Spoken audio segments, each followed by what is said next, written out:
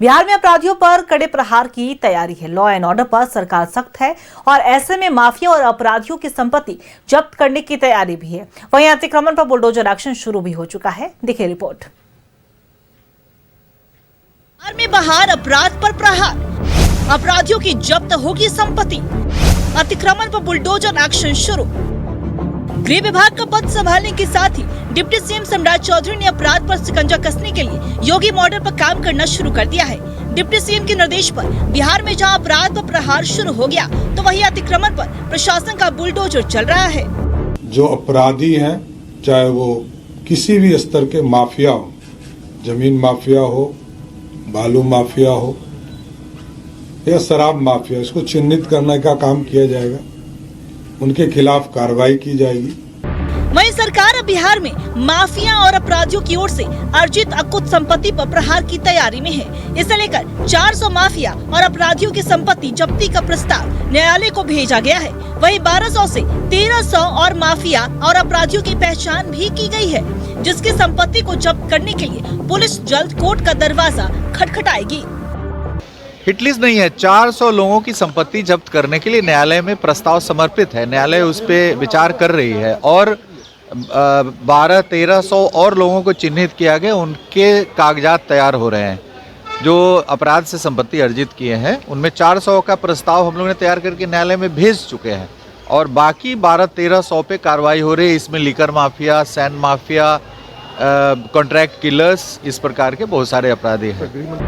नीतीश सरकार कानून व्यवस्था पर सख्त है। बिहार में नीतीश की सुशासन सरकार पहले से थी, लेकिन हाल के दिनों में बिहार में बढ़ती क्राइम की ग्राफ को लेकर विपक्ष हमला बोल रहा था।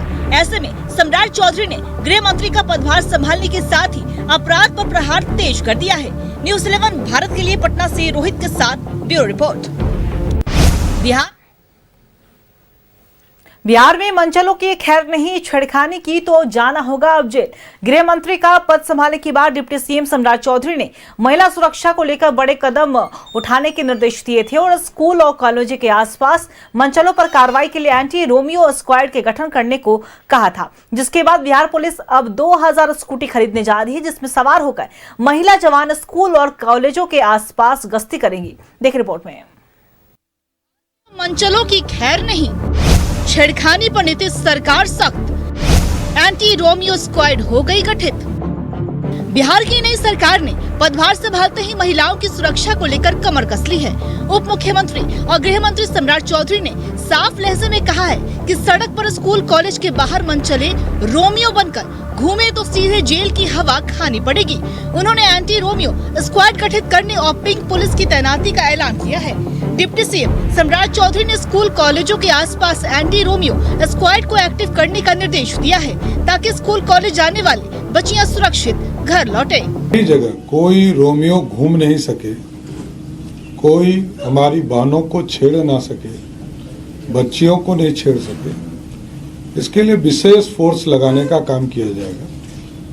और सभी के छुट्टी पर, जब स्कूल कॉलेज में छुट्टी होगी तो विशेष तौर पर अभियान चलाकर वहां पर पुलिस फोर्स पर्याप्त उपलब्ध कराए जाएंगे और कोई छेड़खानी नहीं हो सके। महिला सुरक्षा को लेकर डिप्टी सीएम के निर्देश पर डीजीपी ने कहा है, इसे लेकर 2000 स्कूटी खरीदी जाएगी, जिसमें सवार होकर महिला जवान स्कूल कॉलेजों के आसपास गश्त करेंगी। इतने इम्पोर्टेंट स्कूल्स हैं, कॉलेजेस हैं, वहाँ पर हम लोग करीब 2000 स्कूटी खरीदने जा रहे हैं। इसी वर्ष खरीदा जाएगा और उस पर हमारी जो महिला पुलिस पदाधिकारी, महिला पुलिसकर्मी है, वो स्कूल जाने के समय और स्कूल में छुट्टी होने के समय वहाँ पर गश्ती करेंगी और किसी भी प्रकार के अवांछित हरकतों में शामिल जो व्यक्ति होंगे उन पर कड़ी कार्रवाई करेगी, कानूनी कार्रवाई करेगी, निरोधात्मक कार्रवाई करेगी। लड़कियों की सुरक्षा के लिए सरकार की पहल का छात्राओं ने स्वागत किया है। And it is a very nice initiative by the government, as Patna Women's College, being a promoter of women empowerment, really needs this, because the safety of women in Bihar is very important, as the people are not very much broad-minded. A lot of people are narrow-minded over here, and it is very important to ensure the safety of women. Very glad ये बहुत ही अच्छा और बहुत ही important step था। तो अच्छी बात है कि अब हमारी गवर्नमेंट इसे लेके जागरूक हो रही है और ये बहुत ही ज़्यादा नेसेसरी था हमारे लिए। सम्राट चौधरी ने यूपी मॉडल की तर्ज पर बिहार में एंटी रोमियो स्क्वाड बनाने का निर्देश दिया। मतलब साफ है कि स्कूल कॉलेज के बाहर महिलाओं के साथ छेड़खानी बर्दाश्त नहीं की जाएगी और अपराधियों पर जीरो टॉलरेंस लागू होगी। न्यूज़ 11 भारत के लिए पटना से रोहित और पूजा के साथ ब्यूरो रिपोर्ट। और इसी खबर पे और भी ज्यादा जानकारी देने के लिए हमारे सहयोगी अभिषेक हमारे साथ लाइव बने हुए उनका रुख करेंगे। अभिषेक, देखिए नई सरकार का गठन हुआ, उसके बाद एक तरफ मुख्यमंत्री नीतीश कुमार तो एक्शन मोड में नजर आ ही रहे हैं, लेकिन पहली बार गृह विभाग बीजेपी के खाते में आया और सम्राट चौधरी ने जिस तरीके से गृह विभाग को संभाला है और अभी तक की अगर हम बात करें तो लगातार एक्शन मोड में भी नजर आ रहे हैं, खास तौर पर बच्चियों की सुरक्षा को लेकर। और एंटी रोमियो स्क्वाड को अगर गठन करने का उन्होंने जो निर्देश दिया है, तमाम कॉलेज के बाहर तमाम जगहों पर बच्चों के जो छात्राएं हैं उनके लिए, बच्चों की सुरक्षा के लिए वो लगातार वहां पे मौजूद रहेंगे। किस तरीके से इसका गठन होने वाला है, किस तरीके की सरकार की तैयारी है इस पर? जी बिल्कुल अंकिता, देखिए जिस तरीके से एंटी रोमियो स्क्वाड को लेकर ऐलान किया गया था बीते दिनों गृह मंत्री सम्राट चौधरी ने, वो लगातार जो है कहीं ना कहीं अधिकारियों को निर्देश दे रहे हैं। इसके साथ ही बिहार के डीजीपी विनय कुमार ने भी आज ऐलान कर दिया है और जो आदेश दिया गया है वो प्रोसेस में है और इसको देखते हुए देखिए जल्द से जल्द इसका गठन कर लिया जाएगा। आपने बताया कि जिस तरीके से सम्राट चौधरी काफी ज्यादा एक्टिव मोड में है और ऐसे में सच में सम्राट चौधरी काफी एक्टिव मोड में है और सम्राट चौधरी का सीधी नसीहत है अपराधियों को कि चाहे वो कोई भी माफिया हो उनको बख्शा नहीं जाएगा। ऐसे में दिशा निर्देश के साथ साथ कई तरह के ऐलान उन्होंने किए हैं और इस बीच देखिए आज डीजीपी ने साफ तौर पर बताया है कि 2000 जो महिला फोर्स है उनकी तैनाती की जाएगी और इसको देखते हुए एंटी रोमियो स्क्वाड को देखते हुए बहाली भी की जाएगी। इसके साथ ही जो अपराधी हैं उनको चिन्हित किया जा रहा है। 400 अपराधियों को देखते हुए उनका नाम जो है कोर्ट में भेजा गया है और कोर्ट के आदेश के बाद उनकी संपत्ति जब्ती होगी, उन पर कार्रवाई होगी, उनकी कुर्की जब्ती होगी। तो देखिए बड़ा कहीं ना कहीं सख्ती बरसने जा रही है बिहार सरकार और इसको देखते हुए नवनिर्वाचित बिहार की एनडीए सरकार के नवनिर्वाचित गृह मंत्री सम्राट चौधरी ने बीते दिनों बड़ा निर्देश दिया। अंकिता, हमारे साथ तमाम अनेक पार्टियों के प्रतिनिधि हैं। देखिए हमारे साथ राजद प्रतिनिधि कुंदन राय हैं, स्वर्ण सेना के प्रतिनिधि पुरुषोत्तम राज हैं, इधर परवीन कुमार है बीजेपी प्रतिनिधि, कांग्रेस प्रतिनिधि प्रभात चंद्रवंशी हैं। शुरुआत करेंगे सबसे पहले विपक्ष के नेता से, प्रभात चंद्रवंशी से बातचीत करेंगे। प्रभात जी, क्या कहेंगे? सम्राट चौधरी काफी एक्टिव मोड में हैं, एक्शन में हैं, साफ तौर पर उन्होंने बताया है और यह कहा है कि अपराधियों को बख्शा नहीं जाएगा, क्या कहेंगे? बिल्कुल, मैं तो सबसे पहले सरकार को और गृह मंत्री सम्राट जी का मैं आभार व्यक्त करता हूं और शुभकामनाओं के साथ हम बताना चाहते हैं कि आपको जो जिम्मेदारी मिली है तो उस जिम्मेदारी भारतीय संविधान को ध्यान में रखते हुए आपको उसके हिसाब से काम करना चाहिए गृह मंत्री को। और जिस तरीके से महिला सशक्तिकरण को लेकर अगर बातें होती है तो मेरा ये विचार है, चूंकि मैं कांग्रेस पार्टी से हूँ, तो मेरा ये विचार है कि देश के अंदर और राज्यों के अंदर, समाज के अंदर वैमनस्य को खत्म करने के लिए, उसका उन्मूलन करने के लिए प्रेम भाईचारा की बातें भी होनी चाहिए। और जिस तरीके से एंटी रोमियो की बात हो रही है तो इस पे और भी उनको थोड़ा सा 2 कदम आगे बढ़ना चाहिए और कांग्रेस पार्टी इसका समर्थन करेगी कि गाय के नाम पे जो हिंसा करके और हिंदुओं की हत्या हुई है, उन्हें उनके साथ अप्रिय घटना घटते आया है और लव जिहाद के नाम पे जो आरएसएस के जो गुंडे सड़कों पे घूमते हैं और भाई बहन अगर साथ में चल रहा होता है तो उसके साथ हिंसा करते हैं, तो ऐसे लोगों पे भी कार्रवाई होनी चाहिए और इस पे भी उनको खुलकर बातें करनी चाहिए। क्योंकि आज के तारीख में वो पूरे बिहार के गृह मंत्री हैं और बिहार का एक एक नागरिक, एक एक जो भी लोग हैं यहाँ के, सब उनके अपने हैं और सबके हितों की बात करनी चाहिए, ये मेरा मानना है। और अगर उनके भाषा से अगर ये एहसास हो कि मतलब यहाँ के जो नागरिक हैं 2 या 3 फेज में बंटते हों और मतलब वो एक इंगित करता है किसी विशेष वर्ग को, तो शायद वो बिहार के नहीं, किसी पार्टी के विचारधारा से प्रेरित होकर वो काम कर सकते हैं। लेकिन मुझे काफ़ी उम्मीद है और बिहार के लोगों को भी उम्मीद है कि जिस तरीके से, चाहे जिस भी तरीके से आपने सरकार बनाया है, शुभकामनाएं, लेकिन आप खरा उतरें। और ये मिट्टी गांधी की है, यहाँ पे अहिंसा की भी बात होनी चाहिए, प्रेम के साथ। हम चाहते हैं कि यहाँ जो नफरत है और जो मतलब आज का जो जेनजी है, जेनजी वर्ग के अंदर जो अगर नफरत देखी जा रही है, तो बेरोजगारी और का भी एक बड़ा एक आधार है कि बेरोजगारी के कारण भी लोग कुछ से कुछ कर रहे हैं। और जो बिल्कुल नई पीढ़ी है, उन्हें शिक्षा मिलनी चाहिए, तो शिक्षा पे भी बात होनी चाहिए।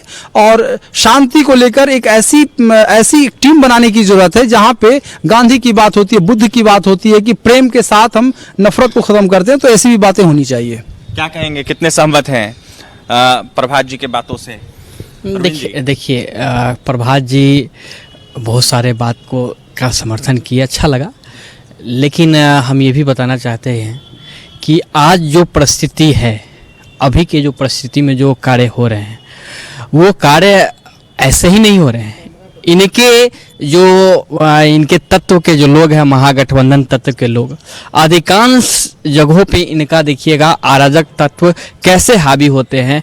कभी नशाखोरी में, ये में, हर एक जगह ये लोग का संलिप्तता रहता है। ये संलिप्तता को ख़त्म करने के लिए एंटी रोमियो आ रहा है। और दूसरी चीज़ ये बोले, आज ही इस घटना का साक्षात उदाहरण मेरे पास आज ही है। आज ही कल मेरे एक मंडल अध्यक्ष को, दीघा के मंडल अध्यक्ष हैं इसी पटना के, और उनका एक जो नशा करने वाला व्यक्ति है, जो इन्हीं के महागठबंधन के सो कॉल है, वो मार के उनका पैर तोड़ दिए। अब आप सोचिए कि इस तरह की घटनाएं सभी जगह सरेआम हो रही थी। चुनाव के बाद कई हमारे राजनीतिक कार्यकर्ता पर हमला हुआ। उसके अलावा आप भोजपुर वाला कांड जान ही रहे होइएगा कि भोजपुर में किस तरह एक महिला की इसलिए गोली मार के हत्या कर दी गई जो महागठबंधन को वोट नहीं दिए। इस तरह का कांड ये लोग कर रहे थे। तो इस सब को विपक्ष पे कैसे आप आरोप लगा रहे हैं कि विपक्ष वाले ही लोग कर रहे थे? आप उसमें तो सीधा राजद के कार्यकर्ता का नाम आया है। इससे तो पूरी तरह से सच्चाई है जो बोल रहे हैं। कुंदन जी, कितनी सच्चाई है जो दावा कर रहे हैं परवीन? देखिए, मैं पहले भी आपके कैमरे पे मैं कई बार बोल चुका हूँ, आपके चैनल पे कई बार मैं बोल चुका हूँ कि भारतीय जनता पार्टी का जो है और एनडीए गठबंधन में मौजूदा सरकार की जो दावे होते हैं, वादे होते हैं, खोखले होते हैं। ये महोदय को भोजपुर का घटना दिखाई देता है तो क्या औरंगाबाद में दलित बच्ची को रंग लगाने गया था लोक जनशक्ति पार्टी, इनके अलायंस के लोग, और इनके अलायंस का नेता जो है वो जो गया था रंग लगाने से इनकार होली के समय किया गया था, तो थार गाड़ी के नीचे उसे कुचल दी गई थी और चिराग पासवान उसे सड़क घटना बता करके दबाने की कोशिश वो अपना लेटर पैड पे उन्होंने किया था। क्या बिहार से बाहर नालंदा का जो घटना है, जो एक लड़की को बलात्कार किया जाता है, उसके पैरों में 9 कीलें ठोक दी जाती है, वो क्या बिहार से बाहर की घटना है? सच पूछिए। और उसके बाद जाकर मुजफ्फरपुर में एक दलित लड़की को बलात्कार किया जाता है और अधमरे अवस्था में पीएमसीएच भेजा जाता है उसे, तो वहाँ पर बेड ना मिलने के कारण उसकी मौत हो जाती है। 4 घंटे तक बेड नहीं मिलता है, यही सुशासन बाबू की सरकार में। तो ये भारतीय जनता पार्टी वाले को क्या है ना कि जो चीज़ आपको भी नहीं पता रहेगा, जो हमें भी पता नहीं रहेगा, वो इन लोगों को पता होता है। तो यकीनन इन लोगों का दावा, कोई भी दावा होता है वो खोखला होता है। और इस बार दुर्भाग्य से बतौलेबाज गृह मंत्री मिल गए हैं बिहार को। काम तो करेंगे नहीं, ये काम नहीं करेंगे। मैं बार बार कह रहा हूं कि कुछ नहीं काम करेंगे। अगर काम करेंगे तो बालिका गृह कांड का केस को खोलिए, वहां जो अपराधी है उसे भी तो लाइए, या नए कांड का आप इंतजार करेंगे या करवाएंगे? भारतीय जनता पार्टी वैसे भी बलात्कारियों पार्टी से अदर राज्यों में जानी जाती है, अन्य राज्यों में जानी जाती है। इनकी गतिविधि, महिला सम्मान की गतिविधि किस तरह से अपनी बिहार विधानसभा चुनाव से पहले जो आपके व्हाट्सएप पे भी वीडियो आया होगा, किस तरह से कार से बाहर निकल करके ओपन रोड पे जो कृत्य इनका महिलाओं सम्मान का देखा गया है, वो पूरा देश ने देखा है। तो इनके जो महिला सम्मान के वादे जो होते हैं ये खोखले होते हैं, बाकी कुछ नहीं। तो और आगे मैं बता दे रहा हूँ महिला सम्मान की बात कर रहे हैं। आज मैं एक वीडियो देख रहा था, एक छोटे कोई यूट्यूबर का पत्रकार रहे होंगे, वो डाले थे, नालंदा का वीडियो था। एक लड़की का शादी सेट हो चुका है, अतिक्रमण के नाम पे दलित परिवार का उस घर को तोड़ दिया गया। उसकी माँ रोड होकर के ये बोल रही है कि अब मैं कहाँ से शादी करूंगा, कुटुंब को मैं कहाँ बैठाऊंगी। तो महिला सम्मान की आप बात कर रहे हैं, अतिक्रमण के नाम पर जो आपकी सत्ता जो गुंडागर्दी कर रही है, ये संवैधानिक तो नहीं है, सत्ता का दुरुपयोग है। सहमत है कुंदन जी के बातों से आप? देखिए, हम चाहेंगे कि दोनों की बातों को जवाब एक साथ कंक्लूड करके हम दे दे। हमारे भाई प्रमोद जी भी बोल रहे थे, प्रभात जी, और ये कुंदन जी भी बोल रहे थे। इन्होंने महिला सम्मान पे बात छेड़ दिया तो हमको थोड़ा सा हंसी आ गया कि अब महिला सम्मान की भी बात इन्हीं के मुख से छेड़ा गया, इन्हीं के पार्टी के प्रतिनिधियों की तरफ से छोड़ा गया है, जिनके ही घर में महान नेता पूर्व मुख्यमंत्री की पोती को घर से झोंटा पकड़ के बाहर कर दिया गया। इनके ही घर में किडनी दान देने वाली रोहिणी आचार्य को रो करके बैगेज के साथ सिंगापुर जाना पड़ा। और भाई जी बोल रहे थे, प्रेम मोहब्बत की बात कर रहे थे कि देश के अंदर, राज्य के अंदर भाईचारा भी कायम होना चाहिए। मैं भी इसके लिए सहमत हूं, लेकिन ये भाईचारा सिर्फ रामनवमी के जुलूस पर नहीं दिखना चाहिए। रामनवमी के जुलूस पे जब हमला होता है तो ये लोग कहते हैं कि सांप्रदायिक दंगा फैलाया जा रहा है, और यही जब तजिया पे हमला होता है तो ये सारे लोग सड़क पे आ जाते हैं। तो मोहब्बत की दुकान में नफरत की जो वस्तुएं इन लोगों की तरफ से बेचा गया, ये चीज भी, इसको भी देखना चाहिए। और सम्मान की बात है, महिला सम्मान, तो पूरे बिहार में अगर महिलाओं को किन्होंने सम्मान दिया घर से बाहर ला करके और उच्च स्थान पर बैठा करके, तो श्री बिहार के माननीय मुख्यमंत्री श्री नीतीश कुमार जी दिए। 2005 का दिन मुझे भी याद है। मैं मगध से आता हूं और मगध वो नरसंहार को भी जानता है, जिसमें कितने मां बहनों का, कितने बहन का भाई छीन लिया गया, कितने मां का बेटा छीन लिया गया, और कितने पत्नी को सुहाग उजाड़ दिया गया था। वो नरसंहार में आज भी नहीं भूला हूं। जहानाबाद की जेल बेटे कांड में आज भी नहीं भूला हूं।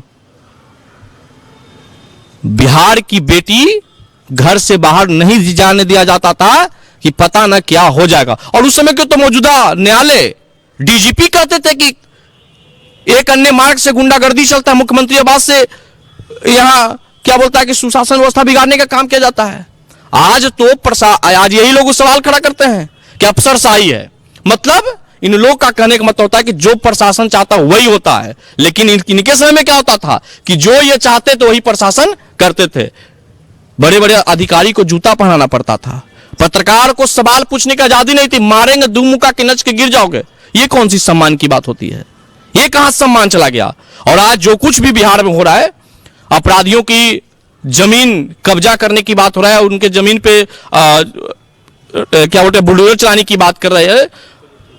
तो ये जो कुछ भी सम्राट चौधरी जी का निर्णय है, गृह मंत्रालय का निर्णय है, चाहे जो भी कोई हो, हर व्यक्ति को साथ देना चाहिए। बिहार में करप्शन रुकना चाहिए, क्योंकि बिहार में करप्शन रहने के कारण ही बड़े बिहार से बाहर के उद्योगपति बिहार में आकर बिजनेस नहीं कर पाए हैं। तो बिहार में निश्चित तौर पर करप्शन हटना चाहिए। और आज जो कुछ ये फैसला यह स्वागत योग्य फैसला है, चाहे अपराधी कोई भी हो, किसी भी जात का हो, किसी भी धर्म का हो, पिछले 20 अगर उसने अपराध की दुनिया, एक सेकंड आप सुन लीजिए, 20 आप तर्क को बात भी रखें। आप 20 सालों में सुशासन की सरकार थी ना, सुशासन की सरकार, उद्योग क्यों नहीं लाएगी? आपका 20 सालों में कितना बज रहा है? 8:30 बज रहा है। अच्छा। और ये सुशासन की सरकार का देने के 8:30 बजे आप बोरिंग रोड पे डिबेट कर रहे हैं। यही बोरिंग रोड पर गोली भी चलते हुए बाई रोड निकाला गया, अपराधियों द्वारा गोली चलाई गई थी। और एक सेकंड, इनकी बातों का जवाब दे देते हैं। ये शायद भूल गए हैं कि शिल्पी जैन हत्याकांड के बाद जो आईएएस की बीबी चंपा विश्वास, आईएएस की बीबी, आप सोच रहे होइएगा, आईएएस की बीबी इनके राजद के जो नेता थे, वो 2 सालों तक बलात्कार करते रहे। सिर्फ उन्हीं के साथ नहीं हुआ, उनकी नौकरानी के साथ, उनकी मां के साथ, सबके साथ हुआ, उसका साक्ष्य है। लेकिन कौन सा कार्यवाही किए हैं? तस्मुद्दीन, राजवल्लभ यादव, ये सब कौन है? अनंत सिंह कौन है? राजवल्लभ यादव कौन है? अनंत सिंह कौन है? टिप्पणी कर रहे हैं। अनंत सिंह पे टिप्पणी करने से पहले आप अपने नेता तेजस्वी यादव से पूछिए कि 2020 में आपने उनका सहारा क्यों लिया? 2020 में क्या आनंद सिंह अयोध्या मठ के मठाधीश थे? क्या एक सेकंड 20 में क्या 20 में आनंद सिंह किसके टिकट से चुनाव लड़े हैं? आपको जानकारी होनी चाहिए कि 20 में आनंद सिंह किसके टिकट से चुनाव लड़े? गठबंधन, आपका गठबंधन का सदस्यता रद्द हुई थी। गठबंधन उनकी वाइफ हमारे दल में थी। अरे पहले आप समझ लीजिए एक मिनट। अरे 20 में आनंद सिंह चुनाव जीते, उनकी सदस्यता रद्द हुआ, 22 में उपचुनाव और तब उनकी पत्नी चुनाव लड़े। आपको जानकारी का अभाव है, आपको जानकारी का अभाव है। 20 में आनंद सिंह जी चुनाव लड़े, उनकी सदस्यता रद्द हुआ, सजाफत हुई, उनकी सदस्यता रद्द हुआ और आप ही के पार्टी से उनकी पत्नी 22 में उपचुनाव में चुनाव लड़ी हैं। तो एक समय आप मान लीजिए रीतलाल यादव कौन है जिनके प्रचार में लालू प्रसाद यादव के, और सुन लीजिए आप अब वो साधु हो गए। कौन साधु? अब साधु हो गए, आनंद सिंह साधु हो गए। कहां है अब आनंद सिंह? कहां है? आपकी सरकार सदस्यता सरकार करती है और सदस्यता सरकार करती है। ये न्यायालय का काम है। न्यायालय को सुन लीजिए, न्यायालय को संरक्षण दे सकती है तो सजा क्यों नहीं दे सकती है? इस आधार पे तो लालू जी को पर आजीवन प्रतिबंध लगा हुआ है चुनाव लड़ने को। और इनके दल के कौन से व्यक्ति हैं? राबड़ी देवी पर केस चल रहा है, तेजस्वी यादव पे केस चल रहा है और उसके बाद मीसा भारती पे भी केस चल रहा है। अभिषेक जी आप देखिए, मुद्दा को डाइवर्ट नहीं करिए, बात को समझिए।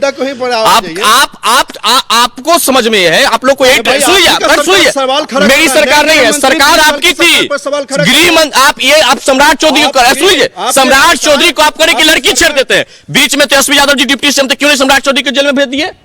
आप ही सरकार के सहयोगी थे ना। उम्र चोर आदमी है, उम्र चोर आदमी है, नाम चोर आदमी है, राकेश कुमार ओरिजिनल नाम है, उम्र चोर है, सर्टिफिकेट गलत है, सारा कुछ गलत है। आपके साथ अब क्या कीजिएगा? अब 20 साल असली उम्र। एक मिनट, अगर उम्र गलत है, अगर नाम गलत है, कोर्ट में केस कीजिए। हिम्मत है तो कोर्ट में केस करके देखिए। कोर्ट ने उनको सजा दी है, कोर्ट ने उन्हें इनकी बातों को माना है, नहीं माना है। ये अनर्गल बातें कर रहे हैं, इनके पास कोई तथ्य नहीं होता है तो ये अनर्गल बातें करते हैं। मेरे पास साक्ष्य है, आप खुद सोचिए कि छपरा में दो भाइयों को साबुद्दीन ने किस तरह मारा था पता है आपको? तेजाब से पूरी तरह से नहला दिया था। उसके बेटे को ये ओसामा को टिकट दिए और साबुद्दीन को अमर रहे का नारा दिए। अभी तो हारेंगे कैसे नहीं? मैं बताता हूँ। अभी हमारे उभरते हुए युवा नेता हैं ये लोग और काफ़ी एनर्जी है और मुझे लगता है कि आने वाले समय में बिहार को ये लोग चलाएंगे। इनकी अहम भूमिका होगी। और बिहार की गुंडागर्दी में ये इन्होंने अतीत की बात की थी और मैं इसका समर्थन करता हूं। हमारे साथी कह रहे थे उस दौर में जब शिवसेना का जब गुंडागर्दी हुआ करता था उसकी वो बात कर रहे थे कि किस तरीके से मतलब जो बच्चियां होती थी है ना, दूध मुंह बच्चे होते थे, उनका कत्ल कर दिया जाता था, पूरे गांव को लहका दिया जाता था। तो उस शिवसेना के गुंडागर्दी से बिहार बाहर निकली। लेकिन आज के तारीख में वो जो शिवसेना वाले जो मानसिकता वाले लोग थे, आज वो मानसिकता वाले गाय के नाम पे, एंटी रोमियो के नाम पे वो दंगा फैलाते हैं, वो हिंसा करते हैं, नफरत और बेमन से फैलाते हैं। हमारा फिर से कहना है, हमारा फिर से एक सवाल खाली सिर्फ पूछ लीजिए, अभी वर्तमान में शिवसेना किस गठबंधन में है? अभी शिवसेना किस गठबंधन में है? सिर्फ ये सवाल। हम अभी बात बिहार की कर रहे हैं। एक मिनट नहीं, ऐसा डिबेट नहीं होता।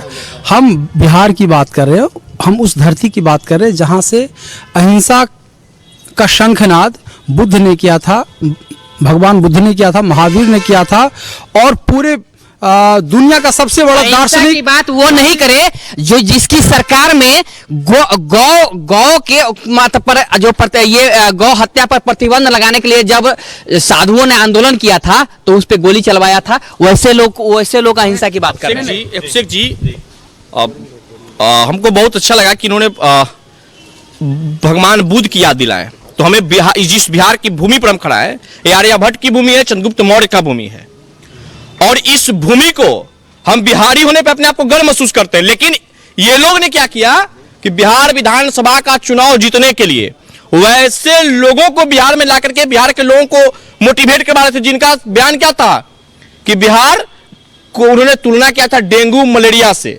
अब डेंगू मलेरिया से बिहार के तुलना करने वाले को बिहार में लाकर के प्रचार करवाएं और अब ये भगवान बुद्ध को याद करवा रहे हैं। तो आप एक तरफ बिहारी को डेंगू मलेरिया बना के भगवान बुद्ध का भी अपमान किए, चंद्रगुप्त मौर्य का भी अपमान किए और आर्यभट्ट का भी अपमान किए।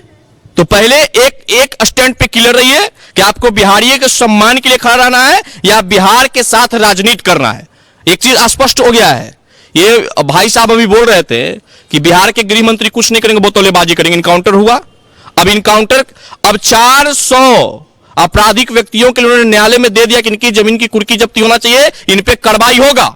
जब तक न्यायालय का फैसला नहीं आएगा, इन लोगों की मानसिकता में एक चीज बैठ गया। देखिए, इनको इनका जो यूनिवर्सिटी है, उस यूनिवर्सिटी के प्रोफेसर ने इतना ही ज्ञान दिया है कि सरकार मतलब ही कार्यपालक होता है और न्यायपालिका भी सरकारें होता है। ये आपकी सरकार में होता था। सरकार का काम है कार्य करना और न्यायपालिका का काम है न्याय देना।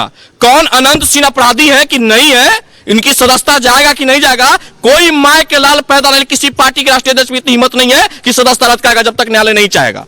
आप एक चीज स्पष्ट हो जाइए, न्यायालय सरकार से नहीं चलता। अगर न्यायालय सरकार से चलता तो अनंत सिंह बाहर होते, आपकी सरकार होता, रितलाल यादव आज बाहर होते।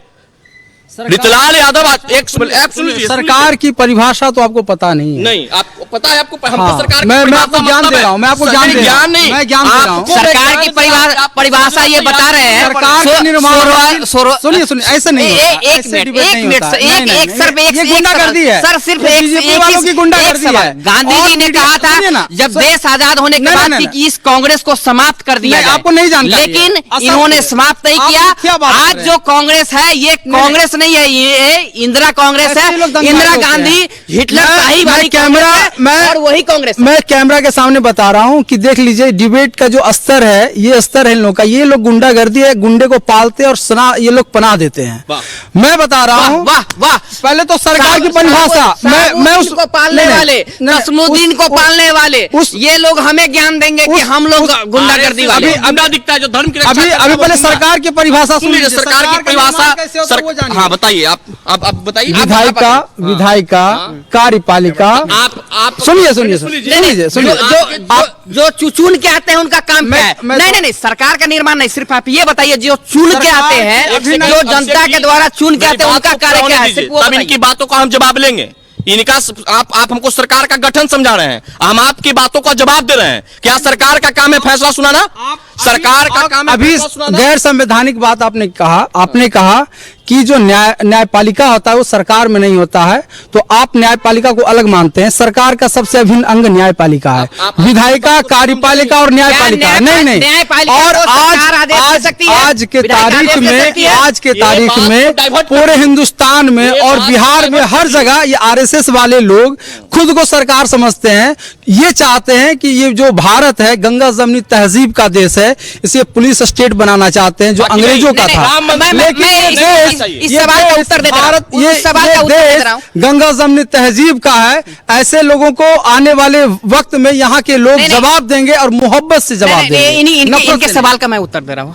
एक्चुअल में है क्या कि इनके समय में जो जज भी होते थे ना, सुप्रीम कोर्ट को जो मुख्य न्यायाधीश भी होते थे, वो कांग्रेस के होते थे। आपको मालूम है, एक ऐसे मतलब ये भी रहे हैं, मुख्य न्यायाधीश भी रहे हैं अपने यहाँ, जो वकालत नहीं किए थे और सीधे डायरेक्ट उनको डायरेक्ट राज्यसभा बना दिया गया और राज्यसभा भी बनाया गया। उसके बाद राज्यसभा के भी सदस्य बनाया गया। आप सोच लीजिए, वो कांग्रेस के पहले सदस्य थे, फिर उनको मुख्य न्यायाधीश बनाया गया, फिर राज्यसभा का सदस्य भी बनाया गया कांग्रेस के काल में। ऐसे लोग बात करते हैं। इन्हें ये नहीं पता है देश की जो मतलब जो इतिहास है वो नहीं पता है।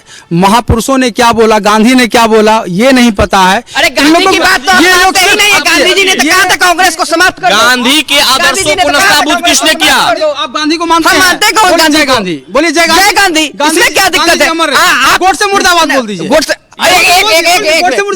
मुर्दाबाद, ठीक है। आप ये सही है, ये सही है। एक मिनट दिख रहा है। एक मिनट बुरहान वानी मुर्दाबाद बोल के दिखाइए, बुरहान वानी मुर्दाबाद।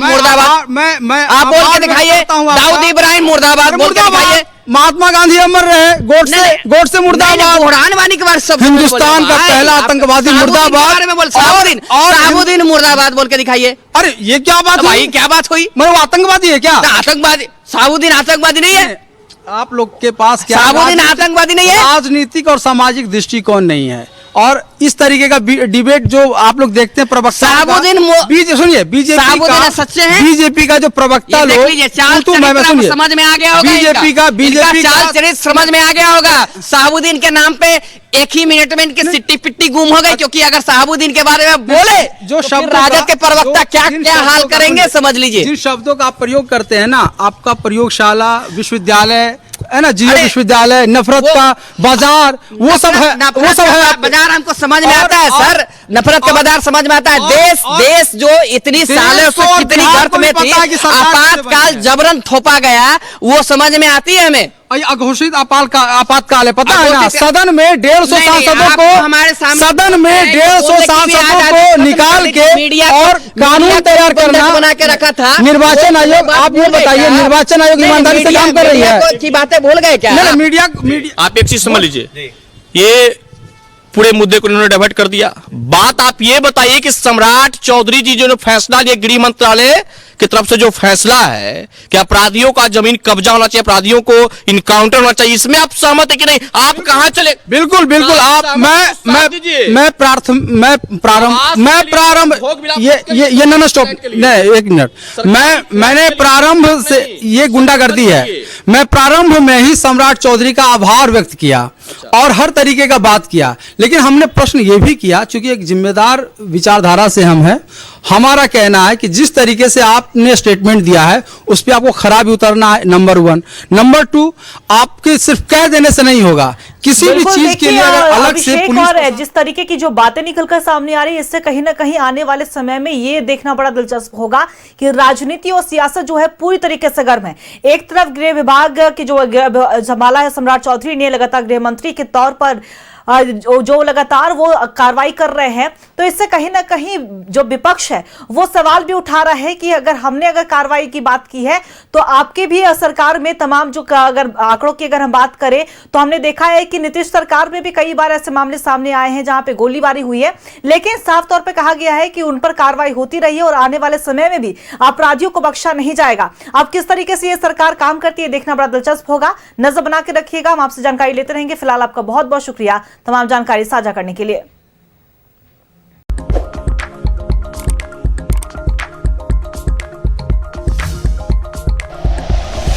Like and share videos, subscribe करें हमारा चैनल और प्रेस करें बेल आइकॉन। न्यूज़ 11 भारत, सच है तो दिखेगा।